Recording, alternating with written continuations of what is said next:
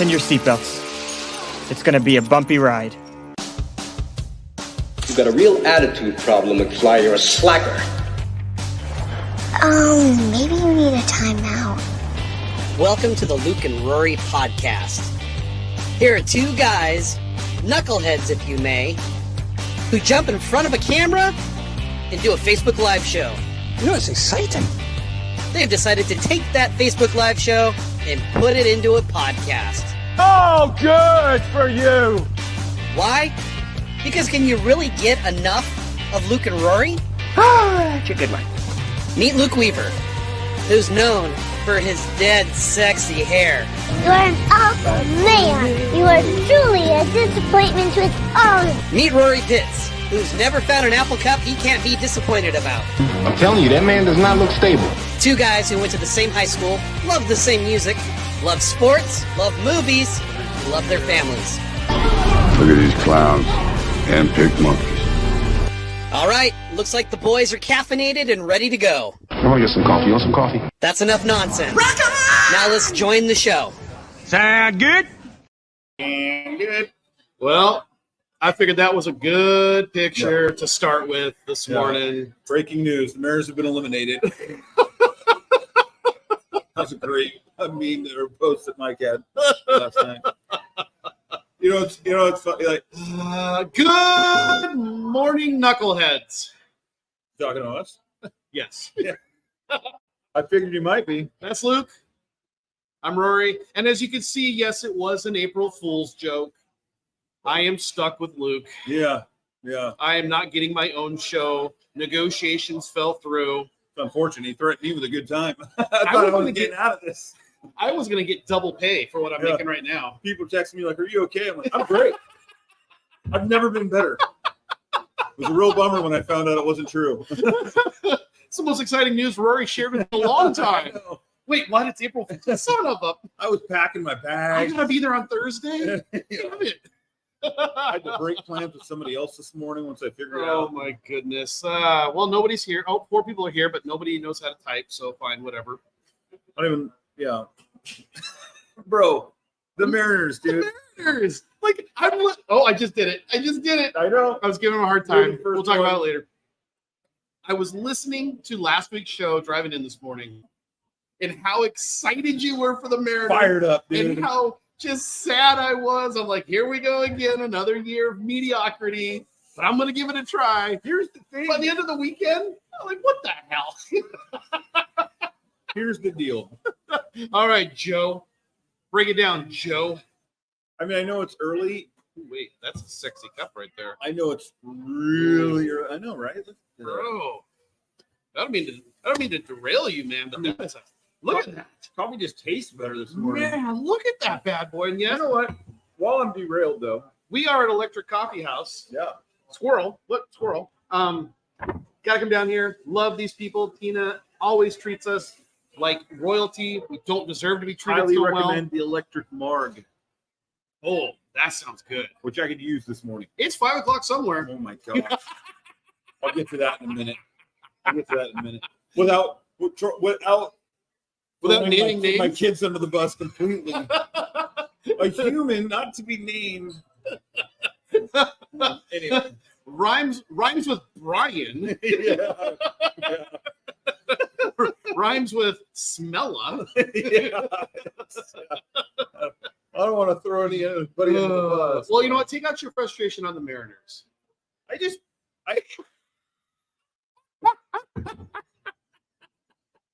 was perfect.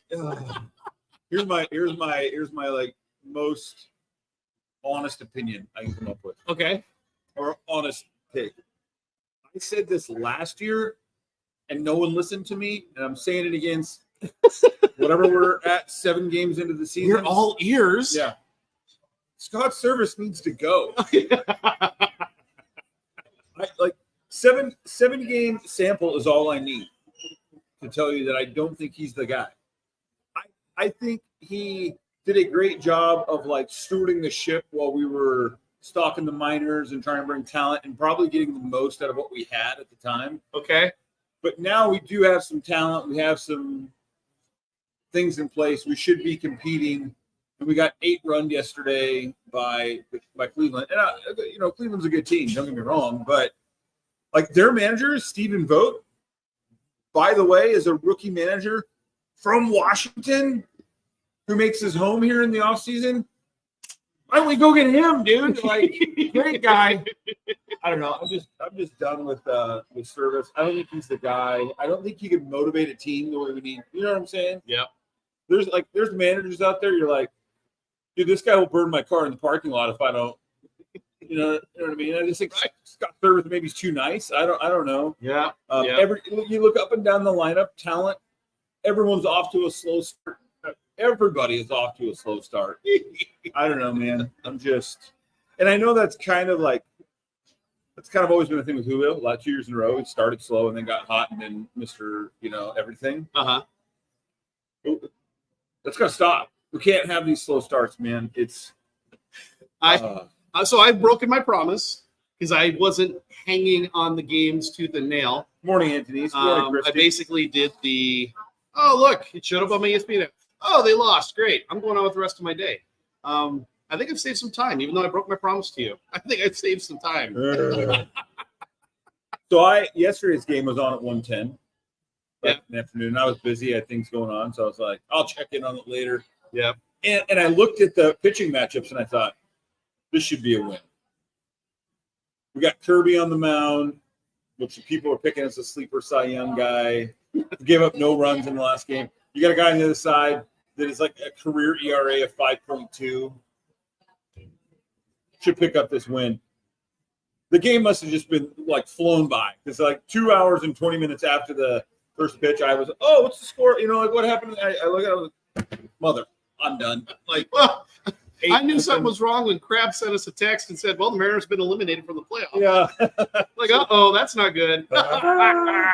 All right. So we're not gonna beat the dead Mariners. We talked last week with like Drew and Magruder and Crab, like, hey, let's have a boys' night and go to a game. Maybe the Aqua Sox. All right, maybe the Aqua Sox. I'm thinking the Reindeers. That's a little closer to my house. Bums of summer. You can take the ferry to Everett. Take the ferry to Everett? I'm saying you could go over to like Edmonds and then move up to Everett. Smoking crack? Yeah. Okay, that's what I'm sure. I didn't know what ferry went to Everett. Well, you got one that goes to Edmonds and saying, I don't want to jump a ferry and then drive up to Everett. Oh my gosh. First off, you love driving and ferries more than anyone I know. I don't know, dude. Lately, there's been days where this guy ferries, yes. Mind you, he lives in Tahuya, and there's days where he's been in like Olympia, and he's like, so I drove to Seattle and took the ferry. It made more sense. And I'm all, you drove an hour and a half out of your way to go get on the ferry? Oh my gosh. Yeah. Hey, don't take your week out on me. Or the times I can't get hold of you for days, and you're like, I went on a drive. Where to? And you're like, around the Arctic Circle. Yes. I drove to Boston and back. Just want to see if it's possible. Oh Lord! All right. Oh my gosh! Well, before we get into our Easter and Lent recap, let's hear about why it's 5 o'clock. Let's hear why it's about 5 o'clock somewhere. Oh, you just have those. See, because I figured we got to bring it back up with all the Easter recaps. Do you ever have one of those mornings you wake up and you're yes, good day? I was this morning, yeah. Coffee's perking. Yep. I set the coffee up last night, so I woke up. I have done that. Pizza in the brew out there. I head out. So my morning this morning was planned. Rachel had to be at work early this morning. She had an event. And so my lovely wife, she did lunches for the littles last night, so I don't have to worry about that. I had to wake up, drive Lainey into school, and then get home by 8. So I'm up. It's like 6 o'clock. Get Lainey and Maddie's lunch done. So I make their lunches in the morning or whatever. Lainey gets up. We hit the road about 6:50. Get her to school. I'm like, this is a good day. I'm listening to some good music. I'm vibing. I'm driving home. I got my coffee. And I'm listening to some songs from the 80s I haven't heard in a while. Things are rolling. I take a look at the map. Okay. You look at your family on the map. Yeah. Maddie needs to leave the house usually by about 7:40. Class starts at 8:30. She's got to get there 20 minutes early to find some parking. That's at latest. Yep. A lot of times she leaves earlier. 7:35, I'm driving. She's still on the map at home. 7:40, still on the map at home. 7:45, still on the map at home. 7:50, still on the map at home. She's 18. I'm trying to give her some, you're an adult. I don't know what's going on here, but all of a sudden I get a text just says, I'm going to be late. So, of course, I throw back like a facepalm emoji. I've received that. Now, with not getting too much into details, okay, she, you know what? She leaves for California on Saturday morning with the band for Disneyland. Okay. There's certain things she needs to have with her on the trip as part of the band. As I've been saying for weeks, is this ready? Yep, got it all. Why are you still at home? Well, I can't find yada yada yada. I thought you knew where it was. Well, I assumed it was there. But when I went to find it this morning, so you have to take this to school with you today to be loaded onto the transport. And you assumed for the last 2 weeks it was there and just checked this morning before. Yep. Okay. That's what happened. Oh my gosh. So my morning that I had all pre-planned, I was like stoked on. Maddie will probably see this. I love you, sweetheart. But, she's got Facebook now. But so I'm home tearing through everything in the house, trying to help her find, going through her room. She's like, it's got to be here somewhere. And I'm looking at her. I'm like, it's not here. Like, it's got to be at your mom's. It's impossible for it to be at my mom's because ding, ding, ding, ding, ding, right? Okay. Go, no, it's got to be because it's not here. Nope, it's not at my mom's. It's not at my mom's. It's not at my mom's. Finally, she says, by like 8:30, so school started at 8:40. I haven't even had a chance to shower and get myself ready. I got to take Rachel's gone. I got to get the kids to school by myself and, like everything done and out the door. I'm trying to get myself ready. Anyway, it can't be there. It can't be there. Finally, she says to me at 8:40, I'm leaving from my mom's house. So she leaves. I get a call about 15 minutes later from her mom. I pick it up. She's like, hey, I found him. And I go, well, that's impossible because it couldn't be there. Of course, she's like laughing, but like, don't take it out on me, right? So I send Maddie that Steve Carell meme. He's just like irritated. Actually, I'm going to show it to you guys. So I send her, if I can, that meme of Steve Carell, and she sends me that Alvin and the Chipmunk. Like, oh, sorry. Yeah, like, oh, you're fired. You're out of the circle of trust. In the meantime, I'm like, now I'm like really up against the gun, trying to get myself ready. Jocelyn comes out with no shirt on. She's like, I can't find anything to wear. I'm like, you're 9. Put on any. This guy right here, he's a dad. He gets it. He's laughing at me, which I appreciate. Maverick walks in. I can't find my shoes. I'm sitting there in like pajama pants, and, like I need a shower. That's so funny because my morning, I'm like that Leonardo DiCaprio meme where he's just kind of walking down the sidewalk all happy. I woke up on time. I got my coffee made. I did my prayer time. No. I got my bag loaded up, got in the car, just putted my way into town, just feeling good. I'm like, oh, I hope Luke's ready for the show today. So all's well that ends well. Everyone got their stuff. Maddie's at school an hour late.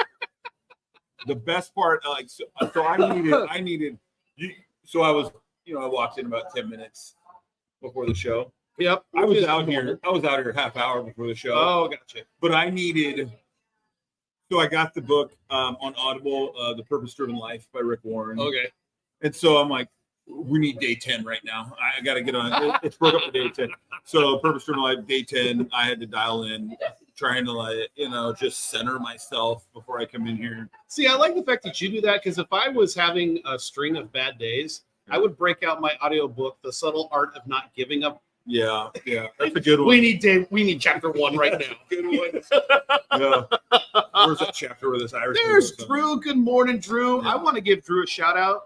Drew called me the other day. We talked about a whole bunch of different things. Talked about Easter. He shared with me the story of how he got the gig as the Zamboni driver. Oh yeah, dude, it's like a Luke Weaver story. I'll just give you the Cliff Notes version. He saw the job opening. He said, "What the heck? I'll apply for it." He talks to the guy for about 10, 15 minutes, gets the gig, his wife goes, "Of course you got it. Yeah. Of course you did." Yeah, right. That's the application. That's the Luke Weaver school of getting a job right there. Do you have an application? I'm here. Yeah. I'm right here. No, that's So, good for him. Man. Yeah, good to see Drew in here. So, okay, let's That's old shift gears. school. That's like Little House on the Prairie stuff, right? Oh, yeah. Like Paul Engel just shows up, shakes hands, Yes. gives him his word, comes home with the job. Yep. You Yeah. know? I love that. Good work, Drew. I love old school. Yeah. Okay, so let's shift gears. That's why I don't belong in the modern Let's world. go back a couple days to you shared with me that it was a pleasant weekend, Did I know? or at least it was a pleasant Sunday. No, we had a good How was your weekend. guys' Easter? It was good. It was good. I gave you the rundown. I'll give the rundown real quick. We wanted to go to Good Friday service on Friday night, which was funny because we were like 10 minutes late because they had Yes. soccer practice. Heathen. And I totally spaced. You know what Good Friday is. Yeah, I was at service on time. No. But continue. White soccer practice, dude. I was coaching. So at the So Y, soccer is more important than at Jesus the and Y, death. right then. It was. Clearly, it was. Here's the funny thing though. So we get there. I'm trying to get out early, but then parents wanted to talk to me. So we get Our there. Lord has been crucified. So I fly down the hill into the valley, and it's like 7:08. Church started at 7. We run in. I'm so like, I'm in a great mood. I was in a great mood. I'm like, all right, cool, let's get there. And Pastor Jared is like a buddy. Yeah. And he's leading Good Friday. But so we walk in, and I see just in time to see them. Everyone is just sitting down from receiving the communion elements. Okay. And I just space on what Good Friday is outside of the fact that we're going to church on Friday night. And I'm like, in my brain, I'm like, why the heck are we doing communion right now? Like, now we don't have the elements. So we get in there. And of course, Jared's on the mic and we walk in the back and I'm trying to be quiet. And Jared's like, oh, if you're late, why don't you kind of come on up? And I'm just staring at him like, hey, buddy, I know where you live right across the street. Thankfully, his amazing and beautiful wife, Pastor Stephanie, grabbed the elements and brought them back to us in the back row. So it was a good service. Anyway, all that to say, there was a lot of basketball over the weekend, practice and stuff on Saturday, which was fun. I took 5 9-year-old girls from Jocelyn's basketball team with me up to Beering for the senior high club practice, and was in charge of them, which was fun. They're a fun group, we had a good time, and we get back. I got a funny story, bro. That's why we're here. We get all the way back. We'll get to the Easter thing, but we get all the way back, and one of the girls who I adore, by the way, she's just sweet. She hangs around with our daughter. Her and Joss are thick as thieves. She's a great kid, and we get back to Fred Meyer parking lot down in River Road where I'm meeting other parents, and I pick up their kids, and I'm running her home. And all of a sudden, she's standing there. Guys, don't call the PC police on us, all right? This is just what happened. I'm just repeating the story. All of a sudden, this little 9-year-old girl. Well, alert the affiliates. We may have to break out the sensors. Alert the affiliates. All of a sudden, this little 9-year-old girl just looks around and looks at me and goes, Taxes are gay. What? And I was like, huh? I go, what'd you say? She goes, out loud, just proud. She goes, taxes are gay. And I'm trying to not be too loud. In Right. here. And I was like, sweetheart, where do you hear that? Does your dad say that? And she goes, no. And she points over, and there's some lady with a shirt on. It says it in huge letters. She's just reading it, dude. And I was dying. Yeah, you think kids are not watching? I told her mom and dad, they were just, they just loved it. So, Oh, my so goodness. funny. But Well, hey. she's past her reading skills. yeah. And I looked at her and I'm like, well, you're not wrong. So anyway, I hit home and we had Easter the next morning. Our church puts on a huge, really cool Easter egg hunt for the kids. And they do 2 services. So they do 9 and 11, and the Easter egg hunt's in the middle. Okay. So we went to the 11 service. We got there early for the Easter egg hunt. Kids were with all their homies at church. Had a blast. Service was great. The only thing that sucked is Lainey was really sick, like 4 or 5 days. Oh, yeah. She couldn't go with us, so she watched it at home. I quizzed her when we got back to make sure she did. And actually, today's her first day back to school. She's been a mess. Jeez. But Easter service was great. Pastor Tim, great message. Not too long. It was about an hour, which, I know you guys are probably in church all day on Sunday. No, I'm just saying, wow, an hour? Holy Is yours shit. shorter? Wait, are you saying the service was an hour? Yeah. Oh, I thought you were saying his message was an hour. No. The whole service was an hour. Because there are some Protestant churches out there, they'll do an hour-long sermon. No. I would have to find a new church. Surely you can get the point across quicker than this. All right. But they did baptisms on Sunday. They always do baptisms on Easter, which is great. Some of the youth group that I helped, did baptisms. So that was cool. Then we came home, had staple, our Easter staple, ham, scalloped potatoes, green bean salad, rolls. Just enjoyed the day, watching hoops and celebrating the Lord. Nice. Very being nice. a family. It was good, man. Very nice. Well, So that was a long way around on my whole weekend. No, that's good. That's good. Yeah. So what we did is Thursday, we started with Holy Thursday. And Holy Can Thursday. you explain that to me, by the way? Because I grew up not Catholic. Like, it was just Good Friday today. I grew up not Christian. No, I know. Yeah. So I'm just saying, when I hear you guys say like Holy Thursday, I'm like, we don't do that. Well, we would go to Holy Thursday church at BCBC. BCBC had Holy Thursday. Well, they called it Maundy Thursday or Maundy Thursday. Okay. And so what Holy Thursday is? I'm a heathen. Well, you are a heathen. No, Holy Thursday it recounts and commemorates the Last Supper. Oh, okay. Just before makes sense. they go to arrest him and all. You ever seen that meme where it's like Jesus walks into a place the day before Good Friday, says, "I need a table for 24." Think about it. Think about all the pictures you've ever seen of the Last Supper. Oh. They're all on one side. Oh, gotcha. Right, sorry. Yeah, so we went to Holy Thursday, and that was a really nice service. This is the first year that I've gone to and I'm gonna say this wrong. We didn't, as a matter of fact. Drew says you get a foot wash by the priest, and we didn't. When we went to All Saints, when we first go to All Saints, well, it's getting a little kinky. I know what it signifies. Right. Well, when we went to All Saints, it was actually I would laugh. I washed my family's feet when we went to All Saints, because they would have, if whoever wanted to go up there and have their feet washed, they could do that. And then as the new priest came to All Saints, it was just the priest picked out like 5 people or something, and they would come up and he would wash their feet. At the Symbolism. At the traditional Latin Mass that we went to on Thursday, there was no feet washing. There was, hey, we're getting right down to praising the Lord.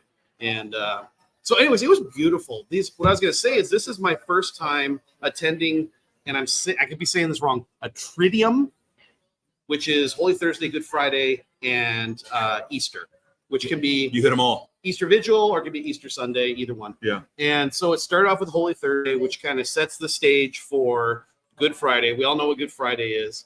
I'm just laughing. Drew says you get a foot wash, like it's one foot for the other one. Dude. What about me? Anyway, could be. Yeah.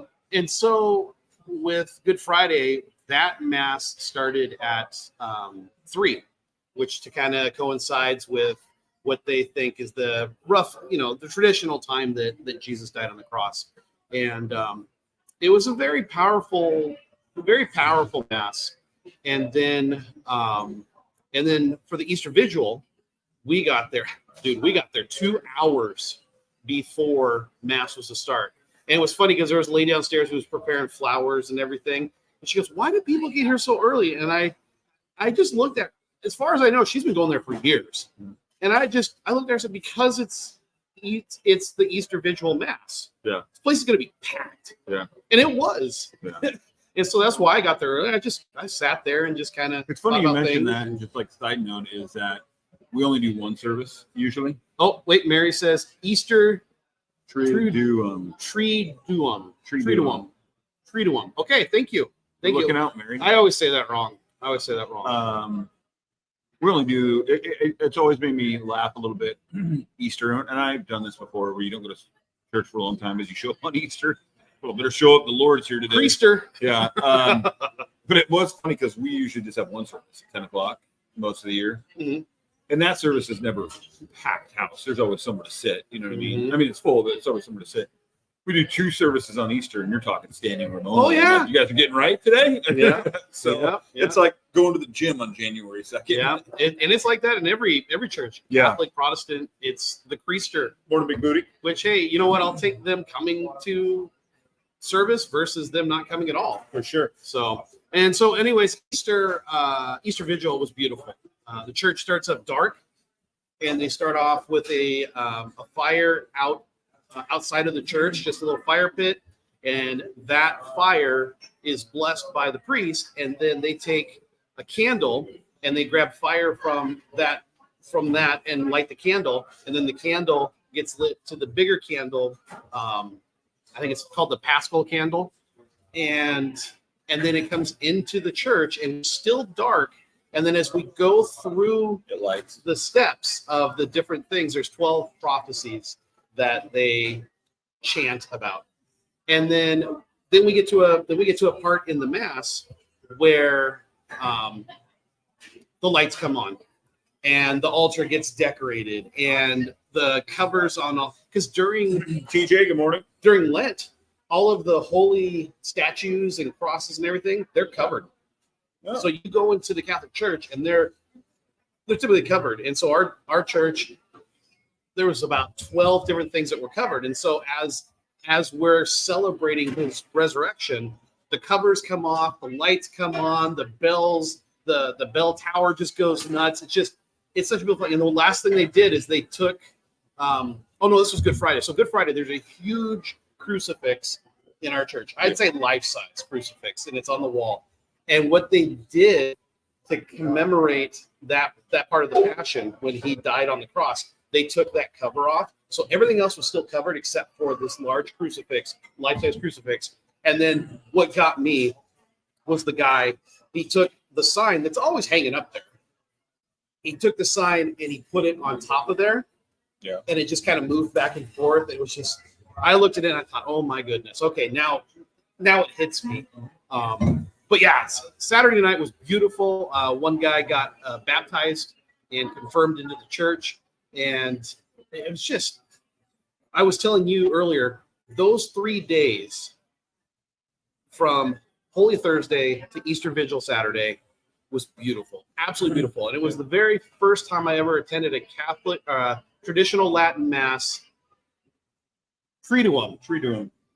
And it was amazing. TJ. It was amazing. And I really, really loved it. TJ, there he is, man. How you doing? Morning. The Lent and Easter season is very deep. There is no way a single show can begin to explain it.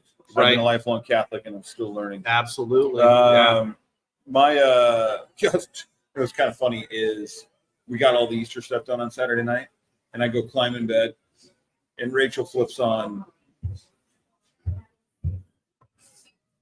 the Passion of the Christ, which when was this? Saturday night. Saturday night. Okay. For those of you who have not seen the Passion of the Christ, you should. Yeah, you should. It's no laughing matter. No, and it's just violent, and so then I'm sitting next to Rachel, and she just tears streaming down her face, right? And I'm like, so no, don't even this guy. Does that mean we're not? Oh gosh, oh my word. So anyway, it's but like she had this whole thing about I'm tired and I want to go to bed, and then I get in there and she's got that on, and she walks the whole thing, and I'm trying to sleep. Mandy, I'm trying to sleep, and there's just scourging going on in the background. Oh yeah. Can you go in the living room and watch the Lord die? I need some rest. You know, the thing is we, for the past, I'd say 5 or 10 years, we would watch the Passion of the Christ Friday night after Good Friday Mass, and we would pray the Rosary during the movie because for the sorrowful mysteries, it is the Passion of Jesus. And so we didn't do that this year. I decided not to do that this year because it made watching it longer. And what I realized watching it this year without having those 5 different breaks in there to recount the different things, I got to experience the movie again in its totality without all the stops. And it's heavy. And I told Ryan, because Ryan was asking me a couple of questions. I said, man, this movie came out 20 years ago. And it still stands up. And you know what cracks me up? Go ahead, sorry. And the thing for me is that there was controversy back then because some people said it was too violent. And there was other That's what I was people. gonna talk There were about. other people that were saying that well, it's anti-Semitic, and it's just if you stop to think for a second, And the Bible's anti-Semitic. Jesus was a Jew, Yeah. and he didn't blame the Jews for this. He blamed mankind. It's always interesting to me, that whole point, because if you go along those lines, well, it's anti-Semitic or whatever. I mean, you can't say like Mel Gibson's anti-Semitic because he made this movie. No. He just put the Gospels on the screen. Right. Then you got to say the Gospels are anti-Semitic. Mm-hmm. We don't, there's a, I mean, if someone who's white does, kills a lady, we're not like, oh, he's anti-feminine. Right. It's just what happened. But the thing that, the violent part of it, because we watched it, I just wanted to do like a quick, got on Rotten Tomatoes and was looking at reviews. Oh yeah. And it's 50-50, but yeah, which is fine. But the whole complaint all the time is like, oh, it's just the shock factor and the violence. And I want to be like, whether you believe that Jesus is who he said he was, historically we know he existed. Historically we know what happened to him. Whether you believe everything else around it or not, that's your thing. But we do know. So even if you don't want to believe in the resurrection or that he was the Messiah or whatever, you can't dispute the fact of what happened to Jesus of Nazareth historically. And he was crucified by the Romans. And the Romans were a vile and savage, violent bunch. That is what happened to people when they were scourged. That is what happened to people when they were crucified. And so for you to say he overdid it by just showing the facts of what would happen to somebody in that situation, anybody, right? It just... Well, and Ryan brought up a really good don't watch point. it if you don't like watching Ryan said, if you take out the fact that he is the Messiah, look at what they did to a fellow human, an innocent human. That's the thing. I mean, that's just horrible. Harder to watch Passion of the Christ of the Seattle Mariners. It's close, but bro, it's close. It's and the idea too, the people that say these things are too violent seem to have no problem with, say, Braveheart or war movies. Good morning, Beller. Or some of these horror movies that are out there. Hey, says, yo, my peeps, good morning. We know about this guy. Beller, congratulations, my man. Got baptized on Easter. Yep. What a stud, bro. I watched the video. Super excited for you. Cool. Super happy for you. I know that meant a lot to you, and so proud of you, bud. Well, so Saturday, I got to go hang out with my mom's side of the family for a couple hours. Nice. My step grandpa lives over there in Illahee. Gorgeous view of the water and Bainbridge Island off there to the distance. Got to hang out with some of my aunts and uncles and cousins, and that was fun. And then Sunday, we went over to my mother-in-law's out over there in Grapeview, Pirates Cove, and same thing. We had ham. We had potatoes au gratin. Apparently, I'm a little disappointed in some of our family members. When I asked Saturday, do we have potatoes au gratin for Sunday? And everybody said, I don't know if we do. And I said, I'm going to pick some up. So we had them for Sunday. But then we walked down to the beach, and just it's so beautiful out there. Got to see about 3 eagles over there on Stretch Island that were flying from the beach over to their nest and then back over to the beach. Nice. And there's Mount Rainier, which was out in all of her glory on Sunday. Yeah, it was a beautiful day. It was just a wonderful, wonderful day. Kaylee and her boyfriend, they were spending this Easter with his family, so we missed them having been there. But it was great. It was a nice little weekend of Jesus. No other way to put it. It's a Jesus weekend. Let's see. Mary says, after watching that movie, I heard the Eucharistic prayers differently in the Stations Across from the Tears. Absolutely. That's the thing, too, is that movie, I watched that movie before I became Catholic. And so watching that movie after I became Catholic meant so much more because there are the stations are in the Passion of the Christ. And it's really cool. Drew says, watch the last 45 minutes of the 10 Commandments on Saturday. I meant to watch that over the weekend. You know what? I own it. To the 10 Commandments. Oh, dear God. Charlton Heston. Let my people go. They have on Netflix right now The Story of Moses. It's a new one. Okay. I love watching historical religious documentaries that ties in like the anthropology of it, the the archaeological side of it. And it's I don't know, it's like a drama documentary. So it's it's actors showing the show, but then it breaks and there's theologians and historians talking about the significance and so we started watching that. It's pretty good. So very cool. Yeah. So overall, good weekend. And I think I don't know if I shared this last week or I just shared it with you, but this Lent was probably the most impactful Lent I've ever had, where I didn't give something up.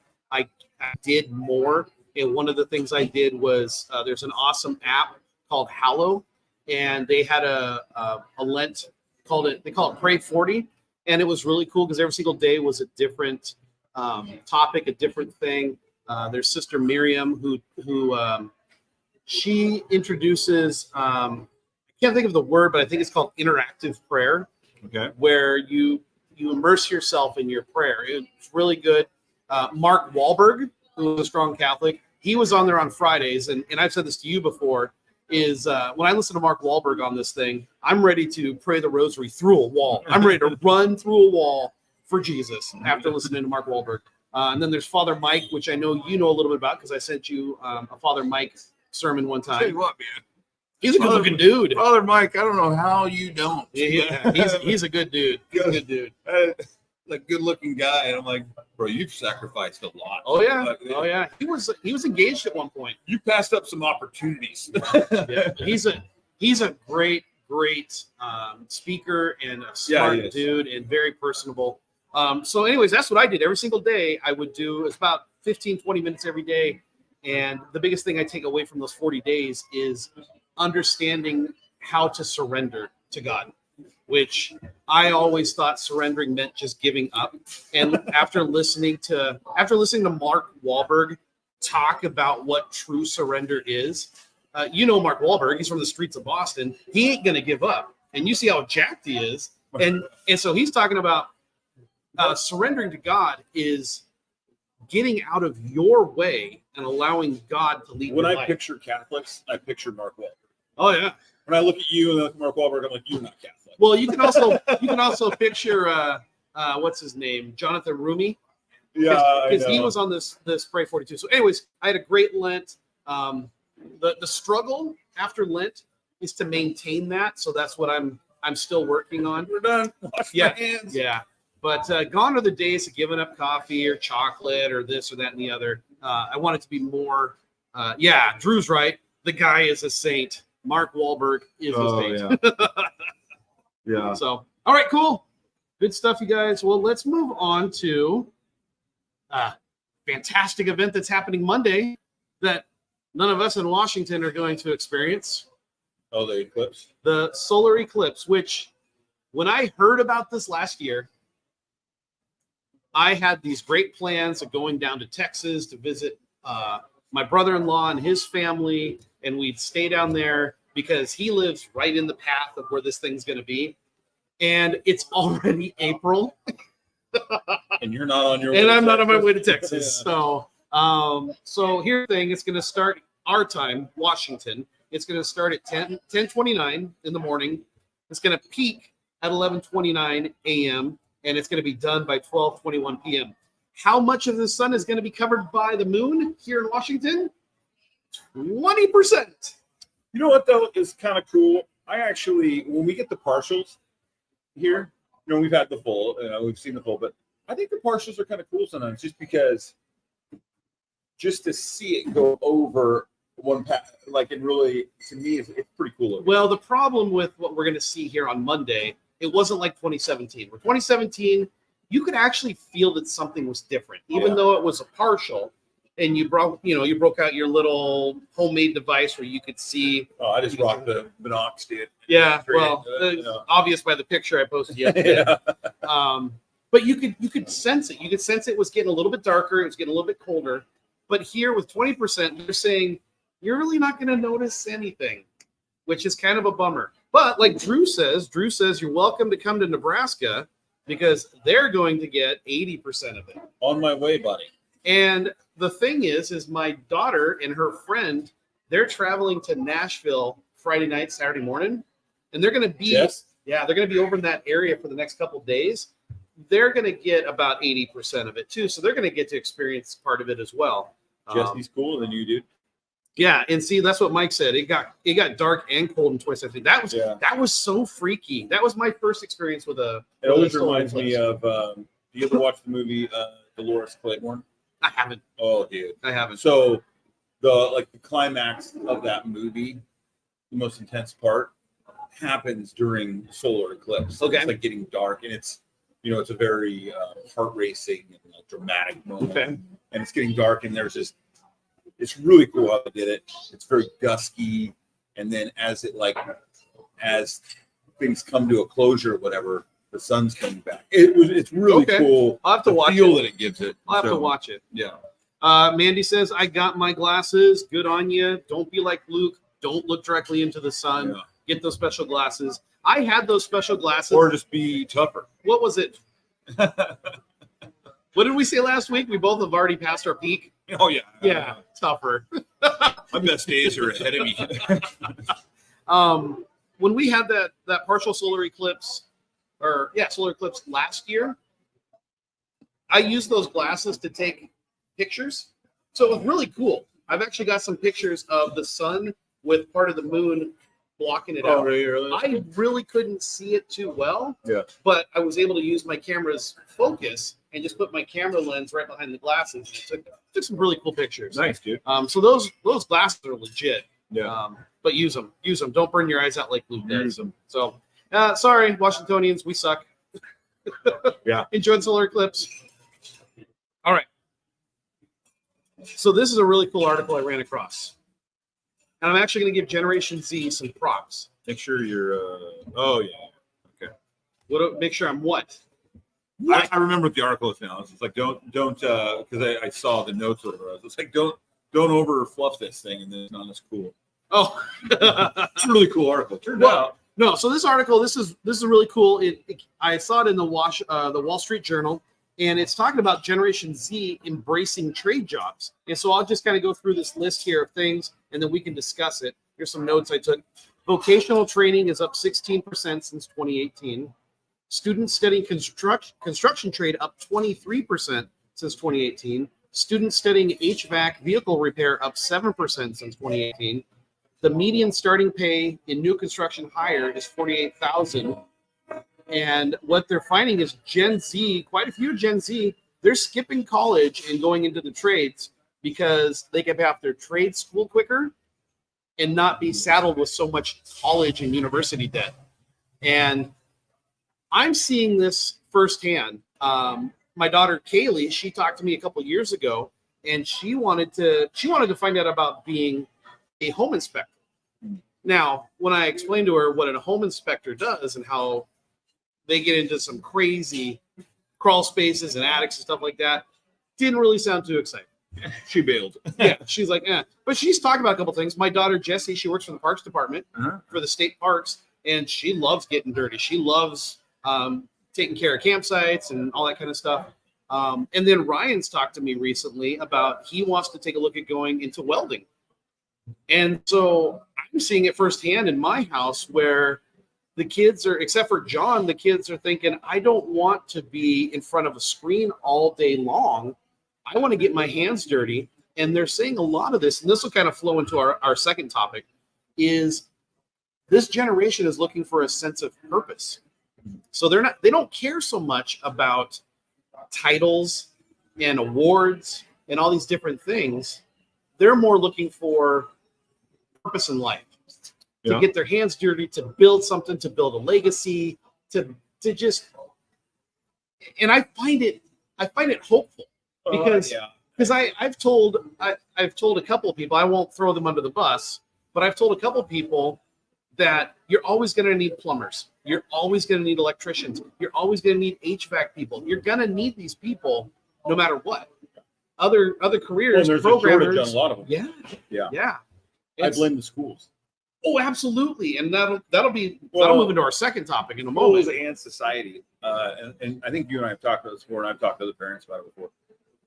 My kids are in the co-op school district, and you go into any one of their schools Yep. throughout the last 20 years, and there's a huge sign when they walk in that will say, "We're the Shaw Road Trailblazers," or "We're the PHS Vikings, and we're going to college." Yeah. Yeah. And I've always thought, like, man, way to alienate half your population, Right. right when they walk in the door. Because what about the kids that are going into the military or going to a trade school or just not going, entering the workforce? Ryan, good morning, man. Ryan Cloud is joining us. He says Cloudy. we are short so many paramedics in the county. Yeah, it's Absolutely. So I've said for a while that sign to me is discouraging, and it's also sending a lot of kids who should be going into the trade, should be going to the military, should be entering the workforce down the wrong path because they feel they have to keep up with their peers, to keep up with societal norms. Right. And dude, there was a couple kids when I was at Walker High School 10 years ago and taught for a year or whatever that went into diesel mechanics trade school. Yeah. Bro, both of them are in their late 20s now, making close to $200,000 a year. Right. Like living their best life, raising their families, and their peers that went to school are in some job making $60,000 a year, paying off school debt. And so, Mr. Todd Davis, I feel like you didn't give me the career guidance counseling that I should have gotten in high school. Todd is on my Facebook page and watching that, so he's going to hear that. Now, he was funny in one of the videos that we made back in video production class. Yeah, but I don't feel like I was guided in my counseling. I'm gonna take it beyond Todd because I love Todd. Country, Ryan meant country, not county. I'm Country. sure. Gotcha. I'll take it beyond Todd is I honestly don't believe that school guidance counselors as a whole are equipping students, and I don't know that it's their fault, right? Versus what they're told or given, because like even Maddie at PHS, I figured, she's at PHS. It's a 4A school. They have several counselors. We had two. Yeah. We had Mr. Davis and Miss Winder, which they have.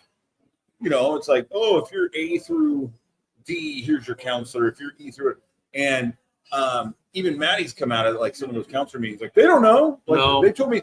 Literally, Maddie went in to ask him about some scholarship stuff a year or two ago, just trying to figure things out in case basketball wasn't going to pan out. And the best advice that she gave was just Google scholarship websites, and I'm like, no. That's not your job. Oh my gosh. I should have told her that. Yeah, no kidding. Well, the thing I think about, and again, this is not me saying boo-hoo me, but I think about how when we were going to school, if you were an A student or even a B student, they really pushed higher education. What college are you going to? Yeah.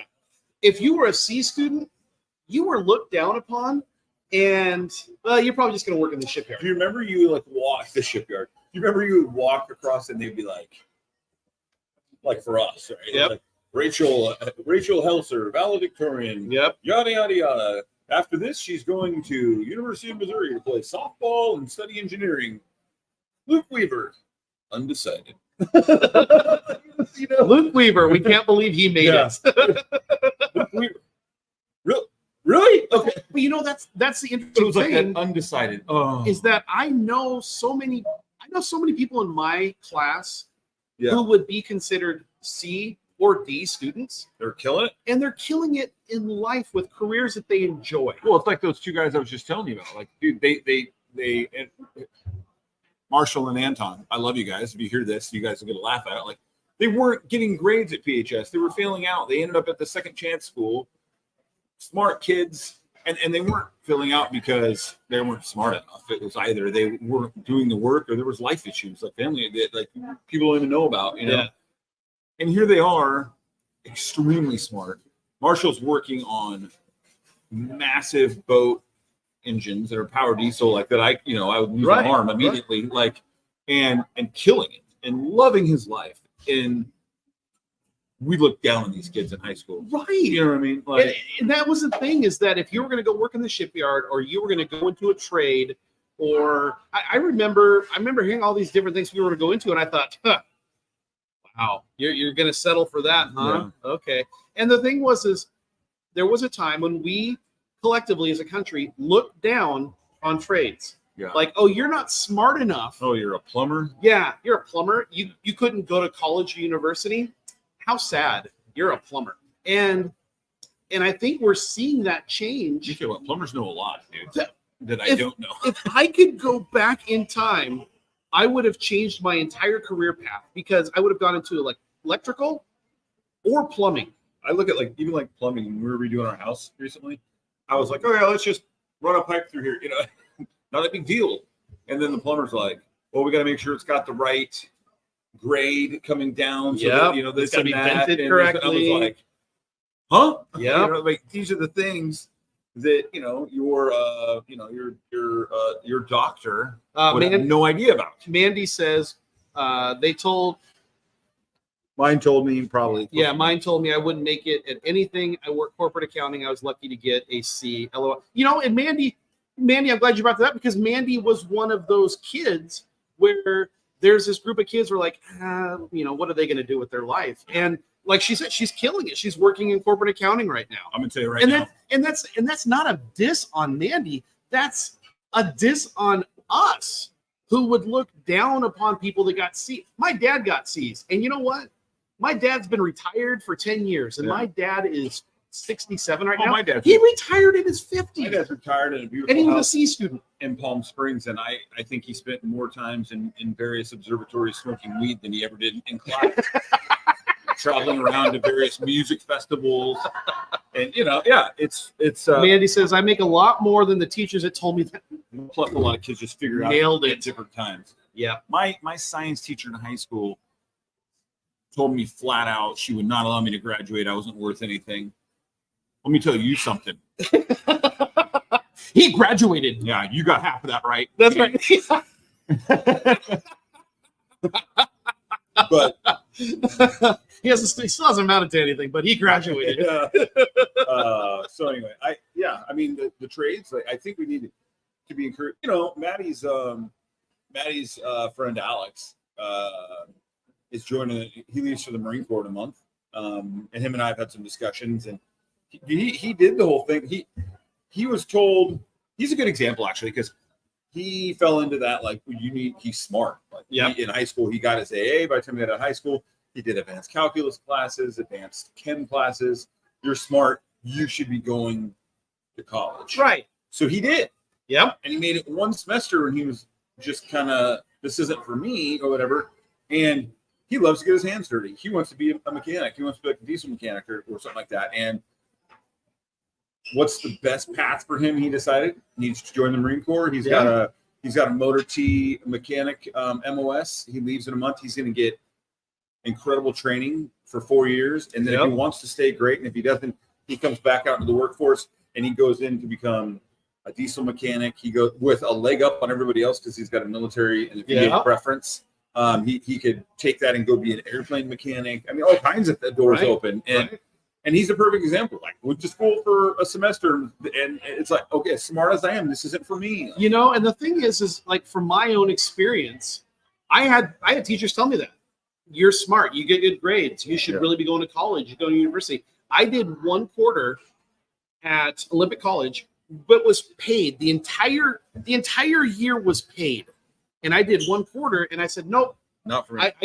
I'm tired of school. And so I went to go work in construction, and I enjoyed it, but I was only making $5.50 an hour at the time, which, was minimum wage. Are you? I know. And so I went back to school. I got my associate's degree, and then I got my bachelor's degree. And I can tell you that I may be a little bit smarter academically because I did all that, but I'm not working in a field that I needed a degree. But, you touched on something important too, is school or college is not for everyone. And it's also not for everyone at that time. Yeah. And I was the same way. I about failed out of college because I just went because I was supposed to go. Right, because you're supposed to go. That's what And you're then supposed when to I do. look back in my early 30s, I graduated cum laude because I cared, and I was interested and I had matured. But like me, you're not using your degree. I mean, I'm a writer by trade. I mean, so I do a little bit, but yeah, I mean, I can dictate one hell of an email. Yeah. I put together some great marketing remarks. I don't know. I've seen some of the marketing remarks. Come see this house. It's got rooms. You'll love it. That was AI. Make up marketing remarks, but dumb it It was down. funny when I first got into real estate and I was at Windermere. I remember they would say, okay, here's where you put in your marketing remarks, right? And all agents would do the same thing. Like, lovely 4-bedroom home with 2.5 bath, updated kitchen, yada, yada, yada. Cute little bathroom. And I would say to myself, they already know that. They've seen the pictures. Yes. That's right there. So I started going in there saying, located in the heart of historic downtown, and I would talk about the area and the atmosphere outside. And next thing I know, I have all these agents coming to me like, can you write my marketing remarks? And at first I was like, oh yeah, like I'd help and I'd do some cool remarks. And after a while I was like, you got to pay me for this. Right. $100 an hour. Pay back my degree. Yeah, $100 an hour. But it's only going to be 10 minutes. Okay, so you owe me like $20. So, well, this leads me into the next topic, which is basically the same thing. I'm gonna put the link right here, and this is a fantastic video by Mike Rowe, and he had a guest on. Oh, look at that! We got the little one right there. Nice. There she is. Fatherhood. This was a fantastic video. If you get a chance, watch it. I've got the Cliff Notes version of it right here for you. So I'll kind of go through this and we can dissect it as we go along. There's a small minority of individuals, and it's about how do we take our nation back. It's not a political thing. It's not a red thing or a blue thing. It's just how do we collectively take our nation back. There's a small minority of individuals. Fire everybody in charge. Well, we tried fire in 2020. That didn't do any good. Oh my gosh. Small minority of individuals create the majority of content on social media platforms like Twitter, leading to the illusion of consensus on various topics. The phenomena extends to mainstream media, shaping public perceptions and causing individuals to believe their opinions are out of step with the majority. Collective illusions influence societal decisions and actions, often leading to outcomes that do not align with the true desires of the population. There's a shift in work priorities, with people increasingly valuing meaning and purpose over traditional markers of success like prestigious titles or high pay. Priorities in education have shifted, with preparing for careers now prioritized over preparing for college. There's a critique of corporate culture in Silicon Valley, where amenities like meditation booths and free food may create an illusion of a desirable workplace, masking deeper issues, yet it's not really that important. So basically, you've seen those videos where people say, oh, it's my day working at Google, and here I am, I'm getting my coffee, Yeah. now I'm getting my, my foot rub on the way out. Right. Yeah. Historical example of this is the Velvet Revolution, which I'd never heard of, in Czechoslovakia, demonstrate that collective illusions can be shattered, leading to significant social change. Apparently, not one shot was fired, not one person was killed in this revolution in Czechoslovakia. And it changed. Well, was it a true revolution then? The downfall of communism. Yeah. So I'd like to learn more about that. Individuals need to speak up and challenge collective illusions respectfully and courageously in order to usher in a new era of prosperity and understanding. And again, that's a Cliff Notes version of the video. And I would recommend you go take a look at it and watch that video. What struck me is that kind of what we've been trying to do, except for the COVID times when we were angry. Yeah, we were angry little elves. Yeah. But I feel like that's what our show tries to do, is to try and get the topics and the ideas out there that a lot of us are thinking or believe in. Yeah. But what we hear through the media and on social media is the direct opposite. Well, media, like as a whole, we had your son on a few weeks ago. Yep. Which was a ton of fun. And I don't include him in this kind of stuff because he's just creating, silly content and being awesome. And Yep. you get entertainment value, but entertainment value and some, information to people who are in those realms. But I've been trying to tell people a lot lately that what we see on Facebook, what we see on like Instagram or social media channels is not reality. No. And the best examples I can give of this is, and I think we've talked about this before, is like I watched my daughters go like last weekend to their club practice. And I look out on the floor and there's white girls and black girls and Asian girls and Mexican girls and, Indian girls, like whatever. Yep. None of them seem to know, even realize that they're different, or they have different like culture. Like they're just hooping and having a good time. Right. Nobody cares. But the perception that we're given in the media is this, the country's about to explode. Right. And I it's just not it's just not true. No, You know what I'm it's saying? not. That's why I don't put anything anymore controversial on Facebook, because it's too easy for someone to run with it. It's too easy for someone to alienate a friendship over something like that. So it's sunshine, rainbows, funny stuff, my kids, that kind of thing. And I think as a whole, like I think any as damaging and as like mind-numbingly painful as election seasons are, the one thing I leave from election seasons with is a little bit of sense of hope that when idiots get up there, like whoever's on the blue side of the ticket, and whoever's on the red side of the ticket, saying the majority of Americans, this is what Americans want. No, it's not. You got half the vote. No matter which side you're on, you got approximately half the vote. Yep. Okay, which means that's not what Americans want. That's what a small minority of Americans want, and then the rest of them voted for you or voting for the lesser of two evils, probably. Yep. And so it's painful to watch these election seasons and to be a part of them. But some of it coming out of it, I feel a little bit of hope. Like, hey, if I voted this way, and I'm looking at the polls, there's half the country that voted the same way I did. Yep. So I'm not the minority by any stretch of the imagination. Right. I mean, at all. Like, you just got to find your people, I guess, if that's what you're. No, Sirius Satellite. I'm not renewing my membership. So my subscription.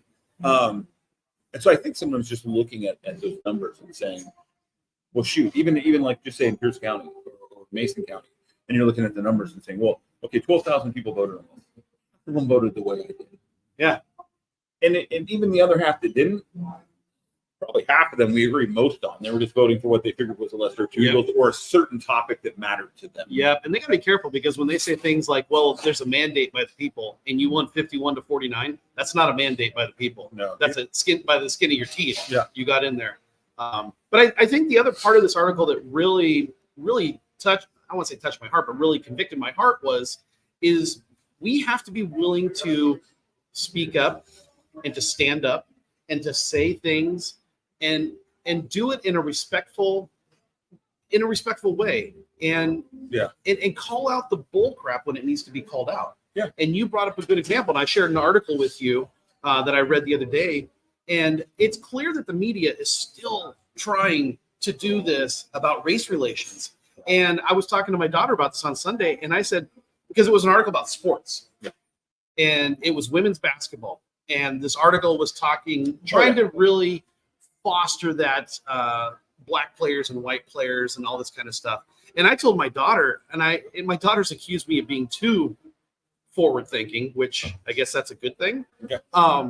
Which is how I was raised. That's how we were raised in the 90s. Yeah. I was raised by hippies. I don't care about the color of your skin. When it's a basketball game, a baseball game, a football game, a hockey game, nobody cares about the color of your skin. I want the Seahawks to win a Super Bowl. I want Steve Largent to win a Super Bowl, but sorry. You know what's going to Cortez happen? Kennedy. You know what's going to happen this summer with that, I think? What's that? The Olympics. I hope. like in the sense that you'll never find even your most like quasi-racist friend that you might know or whatever is out there like sharing like all get out for whatever individual is wearing, because they're wearing the red, white, and blue. Exactly. Yeah. Exactly. And that's the way it should be. Yeah. Imagine how far, and that was the other thing about this video, was we can take our country back to some sense of normalcy and common sense by being willing to stand up and confront some of these things in a very respectful way. And when the media says, well, there's this, and the one that drives me nuts is when CNN and Fox News, they both do this. Well, 45% of African American voters voted this way, and 75% of white voters voted this way. Yeah. Stop it. Yeah. We are Americans, and the way we get past all of this bullcrap is to speak up louder and call them out and tell them to stop it. Yeah. It's infuriating to me, and to think that you got 10% of people on Twitter are making 80% of the content. And, that's like in anything. And the statistics of it are 5% of it is conservatives, and 5% of it is liberals. And the rest of us are just like, oh, well, that must be how things really are. The rest of us like, I need a beer. Yeah. I don't know how many times I've removed Facebook and Twitter off my phone and then put it back on. Twice and then took it back I on. think. Gosh, I think it's been a week. Wow, dude. Yeah, That's a new record. Not really. It's about the par. Yeah. Yeah, it's But what do you guys think? I mean, I see we still got 4 people here. You're one of them. 6. What do you guys think? What are your thoughts on that? Do you guys think the same? I mean, odds are that if you're watching this show, we're a lot more in common than not. My daughter's texting me. Oh, well, let's share it live. No. Maddie, what? Are you done with the show? Why don't you go watch the first 5 minutes and tell me how my day's going? Anyway. But yeah, I think it's a good thing. And he talks about what we were talking about with the trades and how this newer generation is looking for purpose in life. And it's outside of social media. It's outside of screen time. And I think one thing to consider is Generation Z has grown up on screens. I think about when we moved into our house in Port Orchard back in 2001, we had a computer in Jesse's room and a computer in John's room. And Jesse was 4 and John was 2. So that's all they've known is screens. And I think they're exhausted and they're tired of it. And they see they see right through everything. Remember when social media first hit and it was exciting, it was fun. And then all of a sudden businesses came in. MySpace, dude. Advertising and advertising and advertising. And what we're doing right now, we're advertising. Yeah. We're in real estate. You need to buy a house? See? Advertising. What's good? You guys are certainly part of my echo chamber. You're welcome. But the thing is, I think your echo chamber is a lot bigger than you realize. And I think it's a lot bigger than we realize. I think a lot of people out there. You know, I like the best example I can give you, honestly, in like my everyday life is I miss Tom.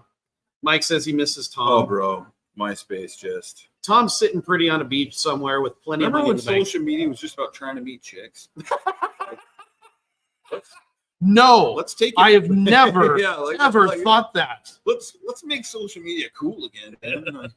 What's up, babe? But I mean, that's the thing. My daughter was asking me yesterday because she's doing a report for one of her classes, and she was asking about how has the internet and technology changed in your lifetime. And so I shared with her where it started off where, oh my gosh, let's go down memory lane right now. So the thing was that it was, oh, hey, I know somebody in Gig Harbor, or hey, I know somebody in Paulsbo. Bro. And now it's like you can communicate with people in Australia, in China, in England, and all this kind of stuff. It has changed so much. I remember how much sleep I sacrificed in the late 90s, early 2000s. And that's what I told her is when we first got it, it was such a drug because it was this rabbit hole and this rabbit hole and this rabbit. Oh, they got something about this. For me, it was music. Yeah. So like I was like I'm pretty sure I still hold the record for most of the legal songs downloaded off Napster. That was my rabbit hole. Like I would stay up all night downloading songs on dial-up. It was so cool when you saw that somebody had uploaded a song to Napster. Oh, I want that song. And I would watch it and be like 5%. I may or 7%. may not have a 8%. Metallica album downloaded from Napster. Oh, I think got the statute of limitations is so much passed. stuff on there, dude. Like I should be in prison still. But it was that and it was like that in AIM, dude. Like AOL Instant Messenger. Yeah. You know, and just chatting and hitting chat rooms and be like, oh, this weirdo from Florida, get out of here. Yeah, I remember I installed what was that one? It was Q. What was that instant? Oh gosh, it was a play on words too. It was my first introduction into instant messaging, and that was the coolest thing. Oh, dude, it was everything. It was all It I went could do to get beyond a off. beeper. It was all I could do to get off work and get home and get on AIM. Like Crab says, Kazaa. my dad used to come out like 3 a.m. and like where we had our computer in the house, or he'd walk into the living room, I'd be sitting there, and give that blue screen, your eyes wide, you're like, he's like, you're still awake? I'm like, I was just going to bed. What time is it? You know? I remember the instant messenger. ICQ. Oh, all right. I seek you. Oh, yeah. And that was my first introduction to instant messaging. Oh my god. Which again was so much cooler than a beeper, because with a beeper, when my mom was alive, we would have special codes. So she would beep me a code if, hey, I need you to call me right away, or if it's important, but you don't have to call me right away. We'd have all these different special codes. And when you get ICQ or you get instant messenger, like, oh, I can actually tell you what's going on. Nathan got it. ICQ. Yes, ICQ. Yep. Dude, it's just, yeah, oh my gosh, those were good times, bro. Just in front of the computer. I remember just firing it up and hearing that dial-up. Oh boy. And it was just like hot, sweet glow of the computer screen. Do you remember that day when you swapped out the 14.4 to the 28.8? Oh yeah. And then from the 28.8 to the 56.6, I think it was. And I remember when I got my first 56.6 modem, I thought I was a king. Oh yeah. Look at us, we're in a Corvette now. It's been a long way to the top. It's been a long way. I talked to other people and said, oh yeah, I downloaded that song in 10 minutes. Yeah. That's what to do with like social media though, or social media and media in general was cool. Like we got MySpace and it was just like you just wanted to like get your favorite song to play when they clicked on your profile, like the stars to fall in the background. And it would always change from day to day. Be like, you know what? I'm not feeling that song today. Let's change the song. What can I put in today? How about a little buck cherry? You know. Nathan says the growing pains of the internet, and it was fun. It was the Wild West. It truly was. I do think we've hit that point of attrition, though. Like you were just saying, like kids now. Like I even see with my own kids, they've kind of like burnt out, or it's just not, you know. Even I find myself like, oh, why don't you post about that? You know, like an idiot. And they're just like, whatever, dad. Like, who cares? Well, I find myself, I still take my phone with me wherever I'm going in the house. Yeah. But I normally just set it down next to me. I don't really get on it. Yeah. And I think we have reached that point where the novelty is worn off. The internet's kind of worn. Like if I'm watching something and I want to find out real quick, did that really happen? Yeah. Yep, it did. Okay, put my phone back down. It's funny because I think we've done ourselves a disservice too with the whole carry the phone everywhere. Because if someone texts you or calls you and you don't answer right away, they're like, oh man, Luke died. You know? Yeah. And I've gotten to the point a lot more lately. I'm trying to be better about it. Like I'll throw it on the kitchen counter and just leave it there. I used to feel like that too when I first got into real estate. If someone didn't respond back to me real quick, I thought, oh, they're firing me. We're gone. We're dead. You know, they're not using me anymore. This is horrible. I'm the center of their world. And then I get on the phone with them. I'm like, hey, Rory, how's it going? Sorry, we were spending some family time at the beach. Gardening or whatever. Like, oh, yeah, no worries at all. I figured. Yeah, it's all good. They didn't fire me. Okay, this is good. Yeah, I think the kids are getting better about it. I hope. Nathan says, I miss the days when the first question I would ask as a teenager was, yes, age, sex, and location. Yeah, absolutely, dude. Now you can't be too sure, but the wild, wild west, indeed. Oh my gosh, she'd be like 21/F/Florida, and you're like, all right, girl. You're like, I've got evidence. Oh man. Oh, we're not going to go down that road. Oh gosh, that's Nathan. I appreciate the laugh. Oh buddy. gosh, I appreciate the laugh. Yeah, absolutely. Crab thought it was funny. Oh yeah, dude. Crab still does that. Dude, I could never be on there at all. all my buddies. Careful, Chris. I'm sure you're watching. All my buddies would be on at the same time, and you'd be like talking to some chick, whatever, and she'd send you a photo, so you'd forward it to your buddies, and then they'd be like, "Do that, she ain't real, dude." You're like, "Bro, I'm pretty sure she's the real deal." Why wouldn't she look like Pam Anderson? I have to admit, when I was younger, I want to say probably Nathan. I'd believe anything that came on that monitor. Absolutely. Well, I'm one of those guys because I want to say it was like 97, 98 around that time. I did that one time where I posed as someone completely different. I was probably talking to you. This is just terrible. Yeah. And I got so far down the road with this person, and I said, dude, and this is back in the day, dude, you're gay. You've been talking to a man the entire time. Where I'm thinking, it's funny. Yeah. And on the other side, I'll hunt you down. I'll find you. Yeah. I'll kill your friend. You're that guy. I was that guy. Poor. You were talking to, what was a football player from Notre Dame? You were talking to? Yes. What's his what is his name? Teo. Monte Teo or something? Yeah, Monte Teo. I was catfishing before we were catfishing. Oh my gosh, you're that guy. You're the reason why all these laws are in place and people are going to jail. Manti Teo. Yeah. And I did that on a dial-up modem. Yeah, Rory and Manti Teo were pretty close. Oh my gosh. So anyway. Yes, I agree. Our generation invented internet trolling. Oh, absolutely. Yeah, I guess we invented it, but then I think millennials took it to the next level. I think so. Yeah, I think they perfected. Tammy, good morning, Tammy. Good morning. The thing that the internet did more than anything, unfortunately, is with a lot of people, like with the AIM and all that kind of stuff. Like, I was a pretty confident young guy. Like, if I saw a girl somewhere and I wanted to talk to her, I'd go talk to her. Like, what's the worst that could happen?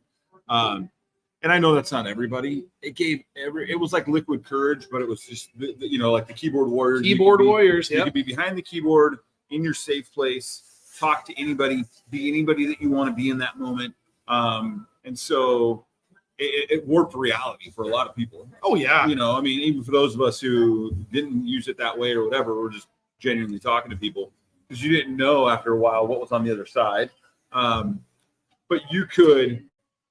I knew people in my life that if we were out and they saw an attractive person they wanted to talk to, couldn't get it in them to go say hi, but had no problem, but had 18 girlfriends, on AIM, that they were whispering sweet nothings to. So Mary says, my ex, the sex offender, used to pretend to be a woman on AOL. Instant messaging. Yeah. It still warps people's perceived reality. Absolutely. Yeah, absolutely. Oh, yeah. And I feel like our generation has survived the internet wars. Honestly. But to get back around to this whole take back the nation thing, and we've had this, we've got on this before. I think honestly the biggest part of it in my mind, and I'm a jackass. Don't listen to everything I say. But true. It's just taking this and putting it down. And agreed. And my buddy David did this thing a couple of years ago. Where he's like, I'm tired of the only way that we all communicate is through Facebook with like our buddies that have been friends forever. That he's part of that group of like Sweat and all that. So he used to call it face to Facebook. Like he was like, if I say hi to you on Facebook, that means I want to go meet up with you and have coffee. Let's have face to face. Okay. And I think that's important. I think we've got away from that. I think so many people take whatever they see on here as gospel, right? Yeah. And at some point, I'm pretty good about it. I think in daily life, talking to random people, like I'll say hi to people in the store, or like, oh yeah, I see you're getting that or whatever. Like that's dangerous. You strike up a conversation. Right. Like, we need to get back. You used to talk to people in the grocery store. You used to talk to people at the coffee shop. You used to BS with the guy in the street. We don't anymore because people walk around like this, and then everything that comes through this into their head is gospel. Put it down. Talk to somebody. Meet up with the friend that you think that you guys don't have anything in common, because chances are you probably do. And just start to I don't know. I think you take back your country by taking back your perception of reality, right? And your perception of the people around you and your friends and your family that you don't necessarily agree with. Yeah, I don't know. And you have to understand, and we all know this. We've beaten this horse multiple times. Is that we are the product. We are the product of Facebook. We are the product of Twitter, of Instagram. Yeah. If we don't give them what they want, and we actually go meet face to face with people, that goes away, or their business model changes. Something has to happen. And I think that's huge. What is it? It's 2024 now, so I could tell you, in the last 10 years, it has been one hell of an adventure on social media, and I feel like I come out of this other end. You have had some adventures on social media. Well, I can tell you, I've come out. I'm here today, 2024. Barely alive, hanging on by his teeth. If I could cancel everything today, I absolutely would. We've talked about this. And all I need is a sugar daddy or a sugar mama. We'll take whatever. And I will absolutely close everything up. Yeah. We've talked about this before. The day I can retire, essentially, like I'm wrapping up shop. Well, I mean, I can tell you 9 out of 10 people that I'm friends with on Facebook, I would not mind getting together and having a beer or grabbing lunch or coffee with. 1 out of 10, we're okay. You can move on. My biggest thing lately is trying to figure out how to download everything I've ever put on Facebook and Instagram onto a hard drive or something somewhere so that I don't lose it, so I can shut everything down at some point. Let's see what's Nathan say here. I think some people are more persistent in their questions and others just readily accept whatever is said. Yep. Crap says, the offline social network, my face say things to my face in person. 100%. Yep. And Tammy tells me to stop beating horses. I will stop beating horses. He's an animal abuser. Yes. Yeah. Put that on social media. Yeah. So it must be true because we said it on social media. That's right. So I don't know how we could do it. I don't know how we can. I mean, we've got kind of the blueprint on how we can take our nation back. And I think the biggest thing I can encourage everybody to do, and I know Crab does it, so I'm not really talking to him because Crab speaks his mind. He doesn't care. He throws the grenade and doesn't care who gets blown up. But what I would say is speak your mind in a respectful way. If you see something that doesn't seem right or just doesn't smell right, speak up and bring your point of view to it. I think we have to bring some civility and some conversation back to the country. To our country. And like there's things I could rattle off right now that would probably get me canceled. But I can tell you, I'm guessing about 75% of you would agree with me on a lot of that. Or agree. National Day on Sunday. Oh, yeah. Which we're not going to talk about. That's about as much as we're going to talk about. But anyways. Crap. Hold the pin, count to 3, and throw it. I always think about that's the Crab I know and love. About like this. When you're in the Marine Corps, you're learning about like different parts of warfare and whatever, and you're going to the grenade range for like the first time and you're throwing a shrapnel grenade. It's always this grenade has a 5-meter kill radius. Like, okay, and a 15-meter injury radius. I'm always like, no matter what you do, and this is just life. Like when you throw that grenade, right? You might hit your target, blow them to smithereens, but chances are the people on the periphery are getting hurt too. That's Crab with the grenade. He's like, dude, I'm getting this person. He forgets that he's in the injury radius. So, doesn't matter if I throw it right at that person or not. I'm in the injury, the shrapnel radius. So I'm taking one in the leg. So that's my advice to everybody. Watch that video by Mike Rowe. It's really good. And I think we can take our country back, and believe it or not, I think Gen Z might be leading us. Can I tell you something? No, we're done. What did I say last week about Bobby Kennedy? I said, if he gets even a small percentage, 4 or 5% of the votes, if he gets 4 to 5% of the votes or more, right? Politicians need to be on alert that America is fed up with your crap. Oh, yeah. Because if the independent outsider who's getting no TV time gets like 5% of the vote, that means that there's a lot bigger portion of that 5% that just didn't have the balls to vote for the independent. Okay. But the people are fed up with both sides. You need to be put on notice. Yeah. Article came out the other day, all over the place. We'll get to these comments. Yep. That said, oh, you want me to talk? I'll talk about it before we go. I got time.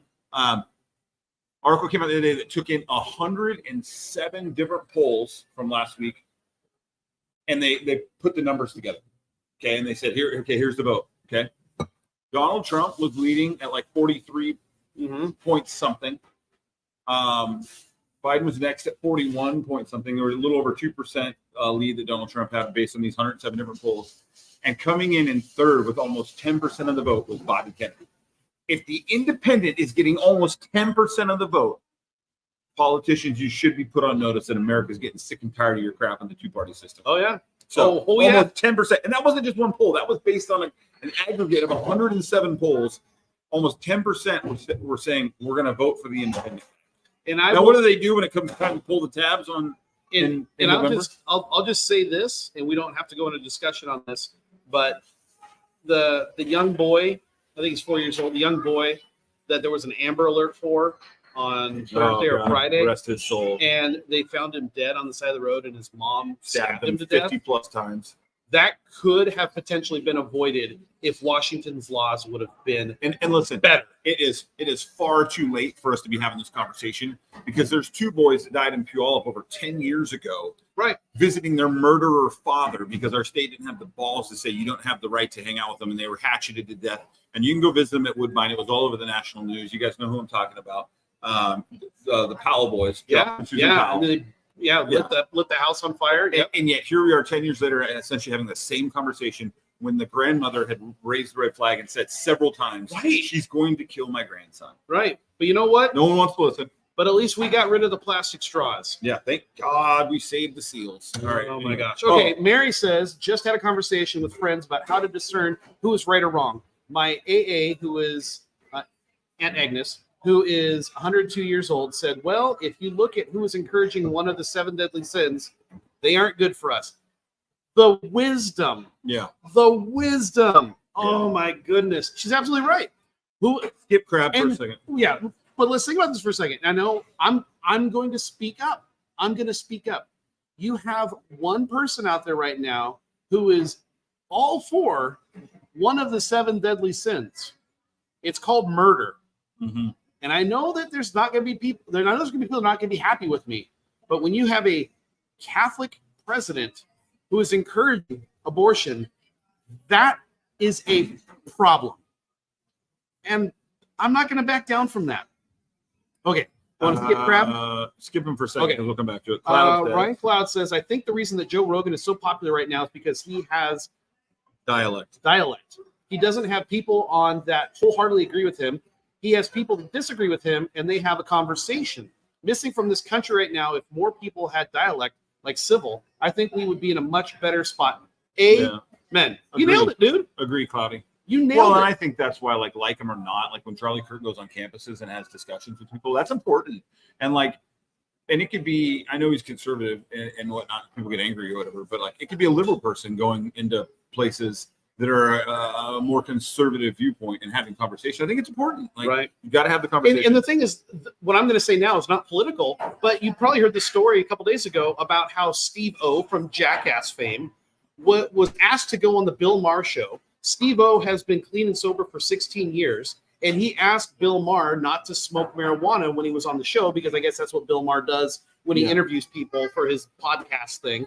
And Bill Maher said, no, I will smoke marijuana. And Steve O said, I'm not coming on the show, because he did not want to put himself, he's been clean and sober for 16 years. Taking the alcoholic to a bar. Right. Yeah. And I thought to myself, that is so disrespectful. Yeah. If he's asked you not to do that because he's a recovering addict, that is absolutely disrespectful. So big props to Steve O for saying, hey, I'm not going to be there in person with you. Yeah. So and then Mike Crab says, Ryan Cloud, amen. So let's talk about what Crab said here. Weaver, you better talk about 12.3 million viewers watching women's hoops. So the women's hoops, Iowa versus LSU the other day, 12.3 million viewers, which, by the way, the most watched sporting event of all time, is the 1979 college basketball championship between the Michigan State Spartans and the Indiana State. And who were players on those teams? Magic Johnson versus Larry Bird. Yeah. The Sycamores versus the Spartans. And by the way, that will never be knocked off the podium for a number of reasons. Just like the final episode of MASH is the most watched television show of all time and will never be knocked off the podium because we have too many channels to watch now. Yeah. Back then you got like 4, 5, 7, 13. So that's why 35. But if you put it in perspective, 35 plus million people tuned in for that 1979 championship game. A third of that for this women's championship game is a huge number considering modern television. That's a huge number. It's the most watched sports program in the last year outside of, I think, one game of the World Series and the Super Bowl. But it's, you know, I mean, it's in the Super Bowl, you got to consider it is televised internationally.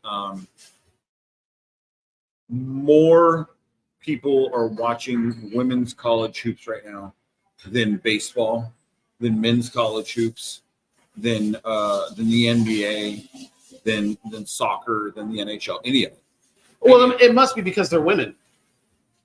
It's because it's a better product. Thank you. No, Thank you. That's why you guys. Yeah, it's a better product. It's you know, I can remember when we were younger, and Mike can attest to this. We used to be like, I'm not watching women's hoops. It's boring. Sure. Yeah, all those jackass boys were like that.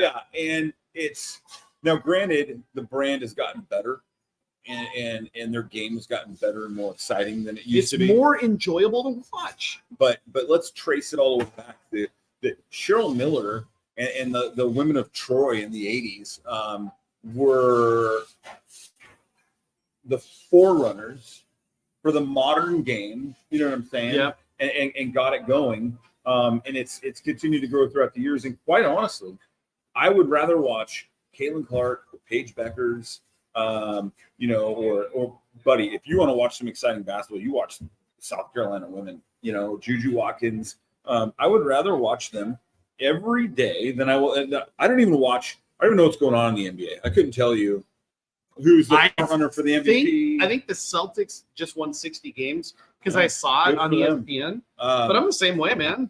I'm still entrenched in women's hoops, and beyond that, just if you want to be like, okay, what do you watch more than anything? Say women's basketball, and then it would be probably college basketball in general. Okay, and then it's youth sports. Like I would rather go watch a high school girls game, a high school boys game, a middle school whatever than I would the NBA. Well, and I mean, someone would say, "Well, Luke, you have a vested interest in it because your girls are playing women's basketball right now." Yeah. And I can tell you, a guy who doesn't have a vested interest in it, I'm entertained by it. And I said earlier, it's more entertaining today. That's not fair. That's not fair to the earlier generations of women's basketball. But I have woken up. I guess I'm woke now. Yeah, I have woken up to watching women's basketball, and it's because it's entertaining. Now, if it was what my stupid perception was about 15, 20 years ago, then yeah, I wouldn't watch it. But the fact that I had shut up and started watching it, I think I really started getting entertained by it when I started watching Maddie. Yeah. Her sophomore year. Yeah. And realizing, oh my gosh, these girls are playing the fundamentals. They're a little chaotic. A lot at of times. passion. Yeah. But a lot of passion. And when we were at Buffalo Wild Wings 2 weeks ago, 3 weeks ago, we were watching the beginning of March Madness. Some of those games were just like, how many damn steps are you going to take? I mean, when are we going to call it travel? Crap. NBA is all just ISO now. Yeah, it's all, for those of you who ISO is isolation. No ball movement. Nothing. Golden State was fun to watch. Right. For a couple of years, but I find it unwatchable for the most part. Yeah. Nathan, I'm curious. What does he say? I'm curious. Does sports on TV get more viewership over sitcoms, dramas on average? Yeah, I don't know. I'd have to look that up. I would venture to say they do. The girls' game is the hottest ticket in town right now. And yeah. Look, I'll tell you, like, there's players I love and there's players I don't love. I am not a big fan of Angel Reese, and it's not because she talks trash. Everyone says, oh, you know, like, because it's a brash young black woman. No. I actually get a kick out of the trash talk and all that stuff. It's been her timing of when she's done things like starting a fight with an assistant coach in the handshake line afterwards. Like, that's just not a good look for young kids. Complaining and whining about how she's treated. And like, you brought this on yourself. But I will tell you this. Of those 12.3 million viewers who are watching the game, half of them were tuning in hoping that she got punched in the mouth. You know what I'm saying? And so overall, it's good for the game. It's bringing in people who normally wouldn't watch. Yeah. Those who are cheering for her and those who she's the enemy. And that's the way it's always been in sports, even in men's sports. Yes. In typical games, there were people who would tune in to watch the Sonics because they loved Gary Payton, and there were people who tune in to watch the Sonics hoping that Dennis Rodman would end up punching him in the mouth, right? While he jawed. And so it's good. Something that has irritated me as of late is hearing some sports reporters or some articles written about how some of these players are uppity. Yeah, that they should know their place. I'm paraphrasing. They should know their place. They should do all these things. And I think to myself, Angel Reese is a great example. She's playing sports. Mm-hmm.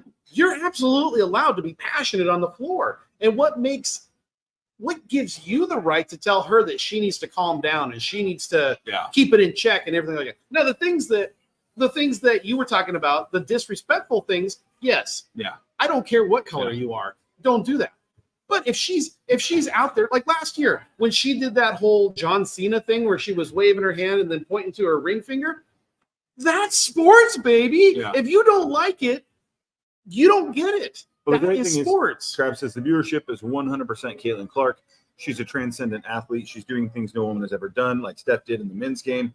Yes. Reese is good, but she's not doing anything Candace Parker never did. Yeah, I 100% agree. And the great thing is now, and what we're starting to see is, it used to be, if you're watching women's basketball, say like 10, 15, 20 years ago, mm-hmm. you'd be like, okay, UConn and Tennessee every year, UConn and Tennessee, right? UConn and Tennessee. If you were a good player, you went to UConn or you went to Tennessee, yep. And then those two teams ended up battling it out for supremacy. Yeah, it's not much hard. You don't have to look further than the statistics of UConn went to like 16 straight Final Fours, whether they won it or not, to understand that. Yeah, but, yeah. Now, because of women's sports getting a better platform, more visibility, celebrated more young women at a young age are looking to players like the Caitlin Clarks and all that. And now it's not just UConn and Tennessee. Now you got Iowa. Yep. Caitlin Clark. Now you do have UConn with Paige Beckers, who's incredible. You got Juju Watkins. You got Camila Cardoso or Raven Fulwiley over there in South Carolina that's doing things that you only thought dudes could do. Yep. Ashlyn Watkins, who's dunking in games. But so now there's more parity. Now that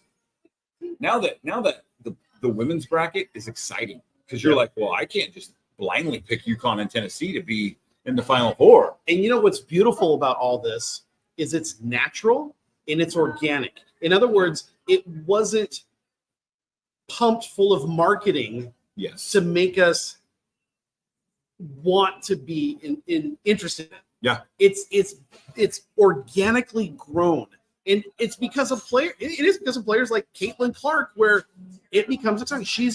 She is that type of player that you want to stop and see how she's going to do. Like the other day, where were we at? Oh, we were at Buffalo Wild Wings. Rachel's got things to say. Okay, we were there the other day, and we were watching highlights of Caitlin Clark on the TV. It's a beautiful shot, and she's a fun player to watch to just see her shoot. And that's what I love about what's happened with the women's game is it's not been force-fed to us. It's naturally and organically grown into something that we want to see. Well, and I think Rach says she's not doing anything. She's probably talking about Reese. She's not doing anything that hasn't already been done in every sport that men are involved. No one gives them tons of crap about it.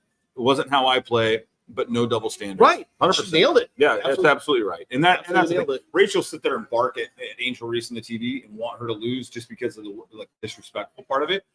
But she also knows that, I mean, Angel Reese is doing things that Dennis Rodman used to do, get under people's skin. Yeah.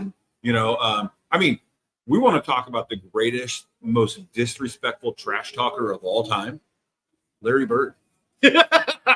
Like, you talk to anybody who played against Larry Bird, and they would tell you, like, not only was he the best trash talker of all time, he was the most disrespectful. I'm going to talk about your mom and your sister and your wife. Like, anything I can do to get under your skin, and the gamesmanship and the mental side of it. Yeah, and that's absolutely right. It's spot on. And you know what? Good on these girls like Angel Reese, like Caitlin Clark, like Paige Beckers and all that are at the tip of the spear with leading women's basketball. Now what's going to happen I would say two things that need to happen. One, the WNBA needs to grow, because what we're seeing in the last couple of years is you're seeing great players not make it to the WNBA because there's not enough teams. There's the talent coming up is outgrown the destination. So what I mean by that is, with the NBA, everybody in the first round, if you're drafted in the first round, you get a rookie contract no matter what. There were like 2 players that were drafted in the first round of the WNBA draft last year that got cut before they got to it, because there's not enough room, right? There's only 10 or 12 teams. And so it's got to grow. The WNBA is going to have to grow and expand. And honestly, this is the echo of Kobe Bryant is one. Rachel made a great comment to me the night. She said, gosh, wouldn't it be great to see Kobe right now and how proud he is of the girls' game and where Gigi would be? Yeah. Gigi is Maddie's age, or would be Maddie's age. And her team ended up playing Gigi's team like last year. Oh, wow. If you would have ended up playing her, and Kobe would have been on the sidelines coaching or whatever. You would have been fangirling. Yeah, it would have been crazy. Like, we would have met Kobe. Kobe. And Kobe was pushing the women's game. Like, he would be still proud of the Caitlin Clarks, Paige Beckers, the Haley Van List. And on top of it, I know he would be pumping money into the product and the platform and growing the WNBA and the professional sports opportunities for these girls. And we need that. We need the next Kobe Bryant to step up on the women's side. And it whether we like it or not, it needs to come from an NBA legend, something like that, a Shaquille O'Neal, or something like that. And to that point, WNBA, don't become the NBA. There's a reason why we like the women's game. Yeah. Don't become like the men's game. The men's game, I think, has lost its way. I think they've lost the fundamentals. It's an unwatchable product for me. Well, they're going to have to. That was my second point. Was like they're going to have to. The NBA at some point, I think, in the next 5 years, is going to have to adjust a little bit, because it has gotten to the point where even the difference between college and the NBA. You see the game called tighter in college, where they let things slide in the NBA. I mean, even watching the college game a couple weeks ago, it's got to get cleaned up. I hate to use the word disgusted, but I can't think of another word. I remember what we were taught in elementary school, in middle school, in high school on how to play basketball. And what I see out there in the college game and absolutely in the NBA game is not the same. No. Like, I remember when Gabe Cagwin would be coming down the court, and if he just accidentally palmed the ball, now you see these guys all the time carrying the ball. And you see other guys taking 3 steps, at times 4 steps, and no whistle is called. And it's not entertaining. Even Steph Curry, the Steph Curry hop that he does. Oh, to do gosh, 2 steps and then a hop. And I'm like, oh my gosh, dude. The second step was a travel. The hop was a full-on family vacation. Like, bro, like, call it, dude. Nathan says, in general, I enjoy witty trash talking whenever an amazing athletic performance comes with it. It's a terrible thing, though, if you want to focus on sportsmanship. Yeah. I get you. And I mean, think about it. Think about it when the Seahawks, back in the day with Richard Sherman, and he's out there talking trash, and you're loving it because it's part of the competition. And he's on your team. He's on your team, absolutely. Yeah. But then that team's backing it up. And that's fun. There is a part of sports, I think, where the confidence, and it's different for everybody. Like Rachel says, it wasn't how she played. She had a silent confidence to her and swagger. But like, there's a part of like sports and gamemanship that like the swagger, the air of confidence, a little bit of trash that gets you going, and I think all athletes of that caliber have a little bit of that. You have to have a little bit of that swagger, have a little bit of that chip, Michael Jordan is my favorite. He's absolutely my favorite, because not only did he talk trash, but it was more like a pinpoint talking trash. Yeah. And then he backed it up. My hope right now, if we're talking about the girls' game and at that tipping point, my hope is that tipping point for the WNBA is right now, and they find a way to capture and take full advantage of it and expand 4, 6, 8 teams quickly, because this next draft is the most important draft in WNBA history. You have Angel Reese, you have Caitlin Clark, you have Camila Cardoso, you have Cameron Brink, you have all these girls, and that's just 4. You have the Pilley girl, Alyssa Pilley out of Utah, the girl out of Virginia Tech. And then on the heels of that, next year is going to be Paige Becker. Oh, Aaliyah Edwards out of Utah. Next year is going to be Paige Beckers and Ashley Fudd. And then right behind that, you're going to have girls like Hannah Hidalgo and Juju Watkins. Like, this is the most important time in the history of women's basketball. Tipping point. They've got to capture it. They have to take advantage of it. Because you have the most exciting, transcendent players out there. And I think with the WNBA, I think they need to take a look at if they're going to bring in more teams. They don't have to be big cities. They don't have to be your traditional big city. Find places where you know it can grow. Hell, Nebraska. Nebraska could be a place it could grow. Oh, Iowa? Yeah. Right now? Yeah, absolutely. Look at the way Iowa fans turn out for Caitlin Clark.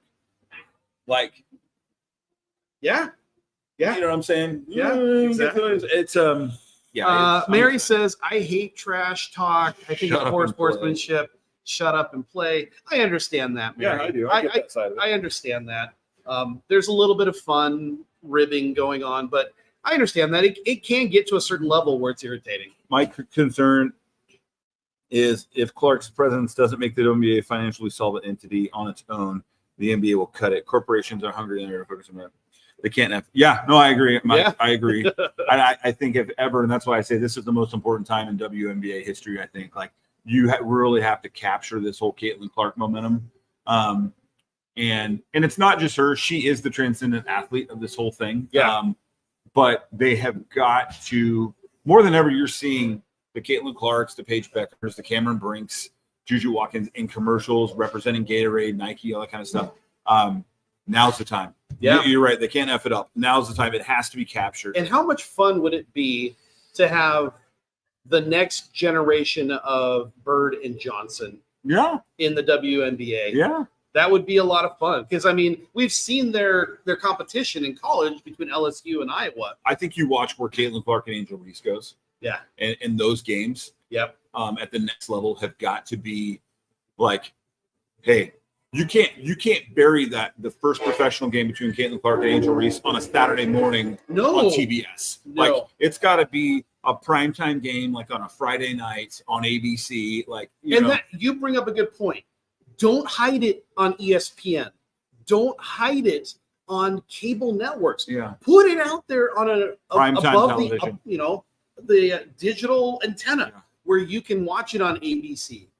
Because I think that's what helped grow the NBA back in the 80s and 90s. Was you could sit down and turn on Channel 5 or Channel 7 or whatever channel it's on, and you could watch the game. Now you got to grab ESPN or you got to have cable. Well, and crab, like, it's kind of funny if you think about it. You look at the Bird versus Magic. You look at the city kid versus the country kid and all that kind of stuff. Like Caitlin Clark, Reese, the Iowa kid, the city kid, whatever. Now, Caitlin is probably a little bit more camera friendly than Larry was. Like, Larry didn't want to talk to the media. He was giving short answers. Caitlin will talk to you. But Drew says Omaha would be a great place. It's right in the state line of Nebraska, Iowa. Yeah, that would be great. Omaha would be a perfect place. Okay, I just said that. Now is the time, man. It has to be now. Yep, I agree. And I, you know what? And this is, and I'll plug it. We had him on the show. We had Nars. There's people like Nars Martinez, the director of FBC, that are out there, been banging the drum for years for girls basketball. And my favorite thing about FBC is, compared to the other organizations that are out there, club basketball, is it is a girls only platform. And Nars has said to me time and time again, the boys have had their time. They've had enough. And if you put a girls platform and a boys platform together in one program, the boys always ends up getting all the, and so it's the FBC platform for these girls. It's all about the girls. And we only participate in tournaments. It's only girls, so the scouts and the people are there to watch the girls. And that's important. And we need more people out there, even at the grassroots level, like a Nars Martinez that says, I'm not dealing with the boys side of it. Okay. We're pushing girls only. We're giving girls the opportunity that the guys have had for years. And so, capture it all right now. Make it huge, blow it up. I'm excited. All right, that's it. This is our longest one since we've been back. Long shot. Yeah, we got to stop that. Yeah, absolutely. Yeah, knock that off. Yeah, we could get you all fired up on basketball and you're here 4 hours later. Bro, I'll never leave. Well, no show next week because Luke is on assignment. He's got to go get his nails done. Dude, I'm so pumped. I'm going to give you some money probably today or tomorrow. Listen to each other's heart. And I want a coffee cup. That's all I'm going to say. All right, fair enough, guys. Yeah, I'm just gonna tell you. Oh, family and I are going to Disneyland next week. And I'm excited. So Mav and Joss have never been. We wanted to wait till they were old enough so that they both wouldn't be hindered by height things, you know. Yep. Maddie's going down anyways for a band trip, and so it's exciting that we're all we're picking her up Monday night or whatever, Tuesday morning, and we'll be in Disneyland next week. You have to get your ass over to the Cars ride.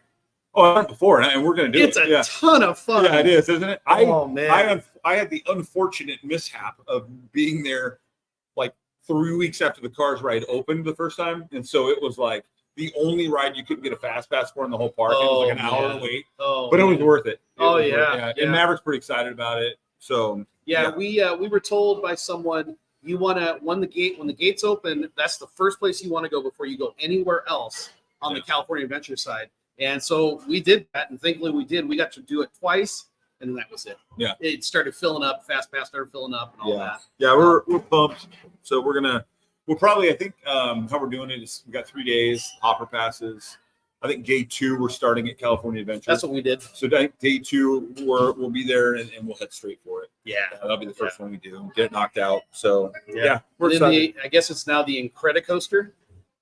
So it used to one that shoots you out. Yeah. Dude, that one was so much fun. I love the Soarin' California ride over at California Adventure. Yeah, we did that one. That was the one where you like in a hang glider. You're pretending to be in a hang glider. Yeah, that one was fun. We got a chance to do that Yeah. one. We did the water ride. That was a lot of fun. That freaking resort there, the log cabin looking place. Yeah. When we went there, it was at Christmas time. Yeah. Oh gosh, so beautiful. I bet it was awesome. Oh my. Yeah. So Maddie's in the Disney parade on Monday. Awesome. And then we'll be showing up, and it'll be. I'm getting really excited. It'll be a ton of fun. I don't get to be there for her being in the Disney parade, so I'm just gonna have to hear about it later. But and then we come back on Friday and straight into the first club tournament of the year. You're living the rock star life. What a great week next week. All right. Hey, thanks for joining us, guys. Thanks for listening to us ramble, and I'm agreeing with everything we say. We we're right. Yeah, and we don't get that at home, so we appreciate it. We're never right at home.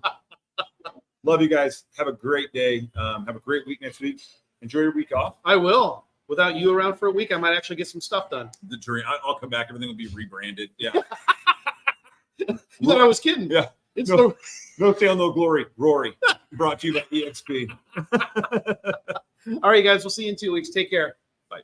That was wonderful. Bravo! I loved that. Oh, it was great. Well, it was pretty good. Well, it wasn't bad. Well, there were parts of it that weren't very good, It though. could have been a lot better. I didn't really like it. It was pretty terrible. It was bad. It was awful. It was terrible. Get him away! Hey, boo! Boo!